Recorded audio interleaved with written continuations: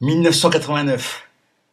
Nous sommes à la fin de cette calamiteuse décennie qui a vu le révisionnisme contre-révolutionnaire François Furet et consorts s'épanouir à l'occasion de la commémoration à grand spectacle du bicentenaire de la prise de la Bastille.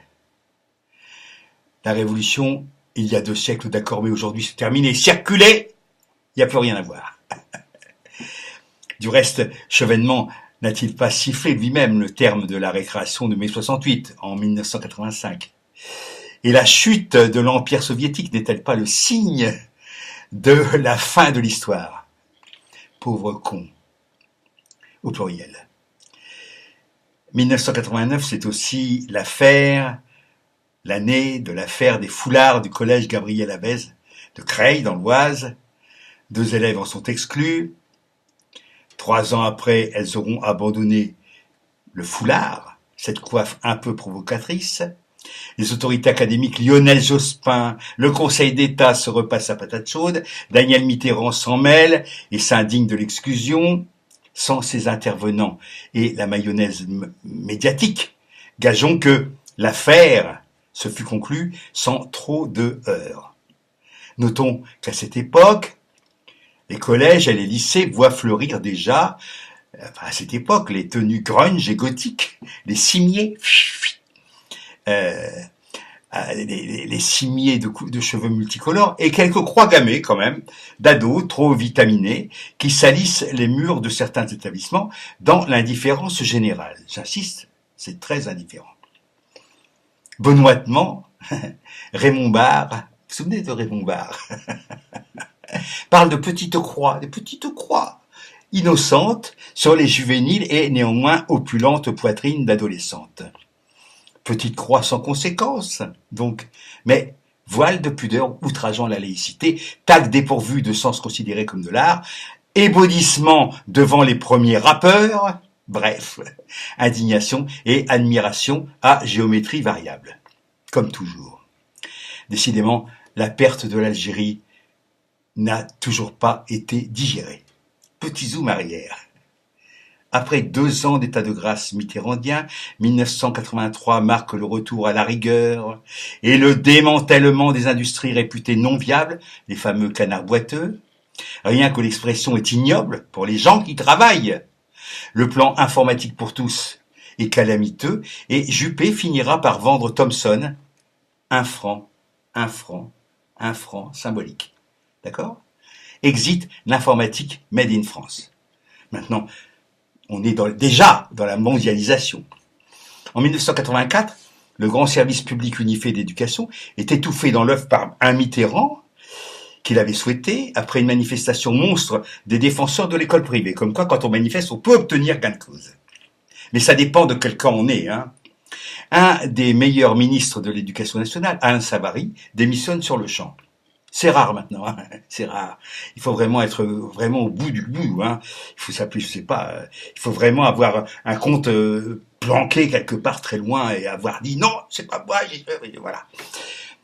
Chevènement, le malin, jacobin jusqu'au slip, revient aux fondamentaux de l'instruction civique, lire, écrire, compter. Voilà, quelle innovation, lire, écrire, compter. Pauvre monsieur Prudhomme de la pédagogie réputée devenir une science exacte alors qu'elle est en réalité un art. C'est la mort des mouvements coopératifs, d'inspiration coopérative, pédagogique, d'inspiration coopérative, genre Freinet, mais c'est aussi la victoire des radios libres. D'abord associatives, elles tombent très vite dans l'escarcelle des vendeurs de bière et de savon.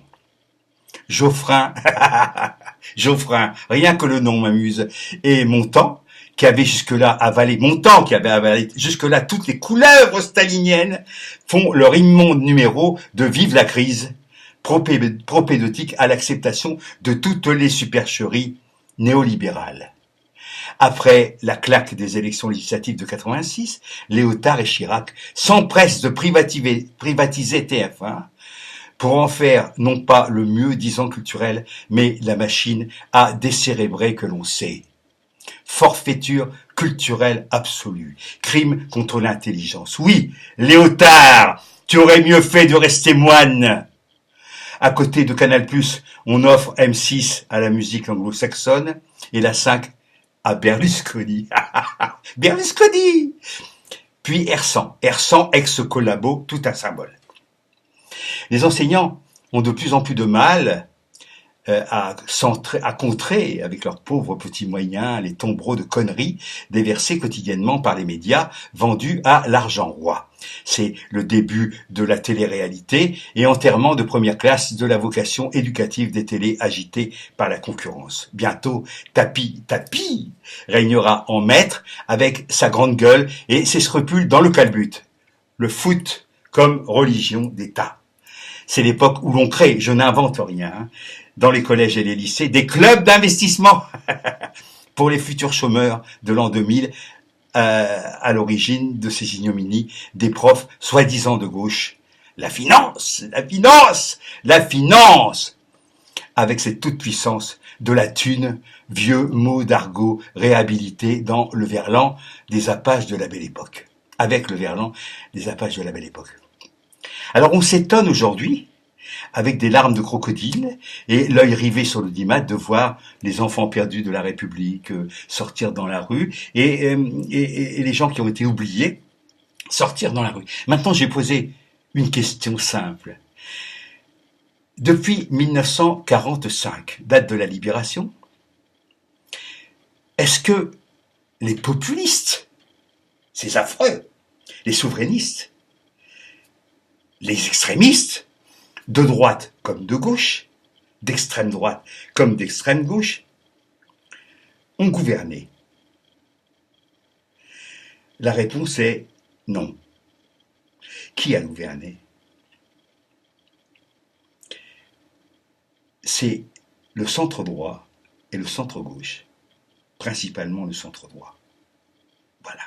Dont est d'ailleurs issu Monsieur Macron.